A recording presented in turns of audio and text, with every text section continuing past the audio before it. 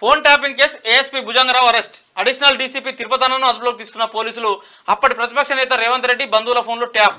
ఇండ్లకు 2 కిలోమీటర్ల దూరంలోనే ట్యాపింగ్ సెంటర్లు, ఎమ్మెల్యేల కొనుగోలు, బై ఎలక్షన్లను, సీక్రెట్ ఆపరేషన్స్, ఇంటెలిజెన్స్ వాహనాల్లోనే డబ్బు తరలించినట్టు గుర్తింపు. ఫోన్ల ట్యాపింగ్ కేసులో మరో 2 పోలీస్ ఆఫీసర్లు అరెస్ట్ అయ్యారు. భూపాలపల్లి అడిషనల్ ఎస్పీ, గతంలో ఇంటెలిజెన్స్ అడిషనల్ ఎస్పీ ఎన్ భుజంగరావును, Hyderabad city security wing additional DCP Tirupatanna గతంలో ఎస్ఐబి అడిషనల్ ఎస్పీను అరెస్ట్ చేసినట్టు శుక్రవారం రాత్రి పోలీసులు ప్రకటించారు. గత బీఆర్ఎస్ ప్రభుత్వ హయాంలో వీళ్ళిద్దరూ తమ అధికారాన్ని దుర్వినియోగం చేసి ప్రైవేట్ వ్యక్తుల ఫోన్లను ట్యాప్ చేయడం, ఎవిడెన్స్ ను ధ్వంసం చేయడంలో కీలక పాత్ర పోషించినట్టుగా విచారణలో అంగీకరించారని Hyderabad police commissionerate west zone DCP office వెల్లడించింది.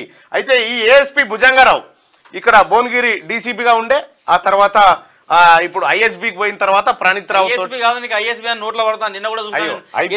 ఎస్ఐబి సారీ స్పెషల్ ఇంటెలిజెన్స్ అచ్చా ఎస్ఐబికి సంబంధించినటువంటి వింగ్ కు ఈయన తర్వాత ప్రభాకర్ రావు వీళ్ళంతా ఎక్కడెక్కడ ఏం జరుగుతుందో కనిపెట్టేది రాధాకిషన్ రావుకి ఇచ్చేది. రాధాకిషన్ రావు రంగంలోకి దిగేది, టాస్క్ ఫోర్స్ పెట్టి వాళ్ళని పట్టుకుండు, కొట్టుడు, చేసుడు, హింసలకు గురి చేసుడు. ఇది 2-3 ఇంకా ఇప్పుడు వీళ్ళు దొరికింది.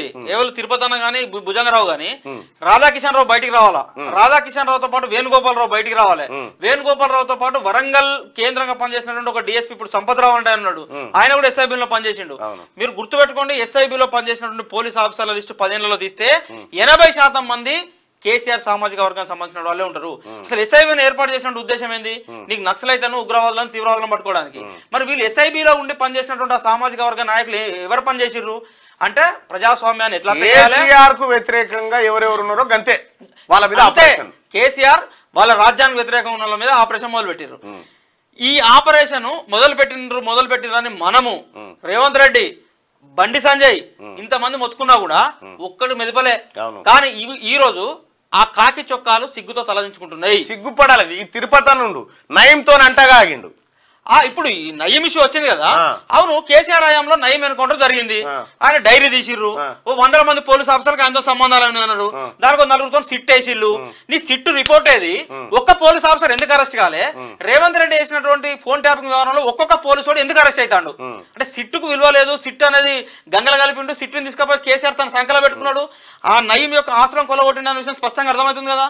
ఒక ఎంక్వైరీ మీద చిత్తశుద్ధి ఉంటే ఒక సిట్ గానీ, ఒక ఎంక్వైరీ, ఒక ఇన్వెస్టిగేషన్ ఏజెన్సీ అనేది ఎంత బ్రహ్మాండంగా పనిచేస్తుంది అనడానికి కొన్ని ఎగ్జాంపుల్స్. ఇప్పుడు కొత్తకోట శ్రీనివాసరెడ్డి హైదరాబాద్ సిపిగా ఉన్నాడు, ఇప్పుడు ఆయన west zone DCP west zone DCP వేసేసి దీని మీద ఇన్వెస్టిగేషన్ నడుస్తా ఉన్నది.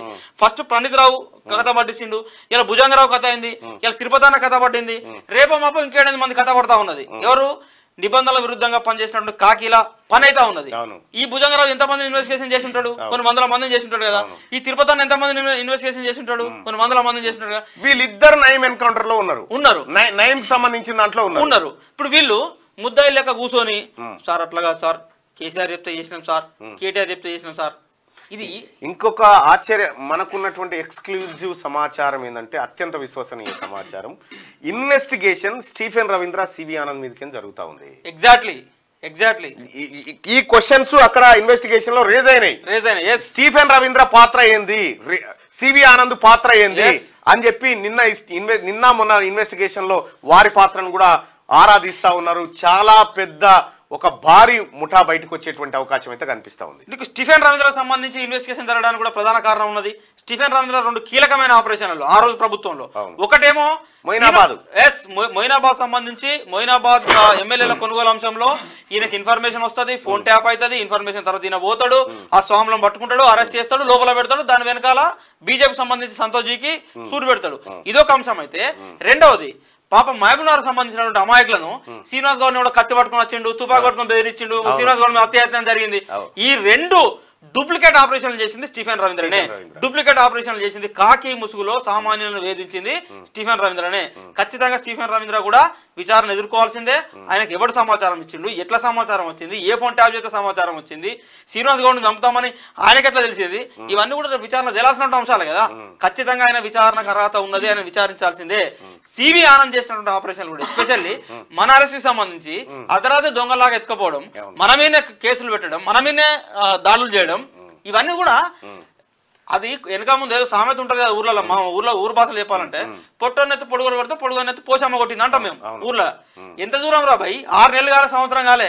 ఈ 6 నెలల సంవత్సరం తిరగ ముందుకే ఎట్లయితే మీరు అధికారాన్ని చెలాయించారో, మొత్తం నిజాయితీగా పనిచేసే పోలీస్ ఆఫీసర్లందరినీ వీళ్ళు ఎట్లా చూసారంటే, అరే భయ్ మీ పోలీస్ డిపార్ట్మెంట్ పనికిరాని వాళ్ళు రా భయ్, మీరు చేతగాని వాళ్ళు రా భయ్, మీకు జోకులు వస్తలేదు రా భయ్ అని లెక్క చూసిన వాళ్ళు చూసి ఇట్లా గల్లి ఎగిరేసి అధికారాన్ని చెలాయించినటువంటి దుర్మార్గులు వీళ్ళంతా. ఇలా కాలం కాటేస్తే 6 నెలలు తిరిగే లోపల ముద్దాయిలా వచ్చి బోన్లా నిలబడి ప్రజల ముందు, ఆఖరికి ఇంటోళ్ళ ముందు, వాళ్ళ బంధువుల ముందు ఇట్లా తలదించుకొని బతుకుతా ఉన్నారు. రైట్. అందుకనే మిగతా ఆఫీసర్లు కూడా గుర్తించాలి, చేసిన పాపం ఎప్పటికీ చెరిగిపోదు, ఏదో రూపంలో వస్తుంది. ఆ వచ్చే నాటికి తాత్కాలికంగా మీకు ఆనందం ఇవ్వచ్చు కేసీఆర్ తో అంటగాగితే, కానీ శాశ్వతంగా మీకు దుఃఖాన్ని మిగులుస్తుంది. 100%. స్టీఫెన్ రవీంద్ర తెలంగాణ ఉద్యమాన్ని కూడా కావాల్సిన పని చేసిండు.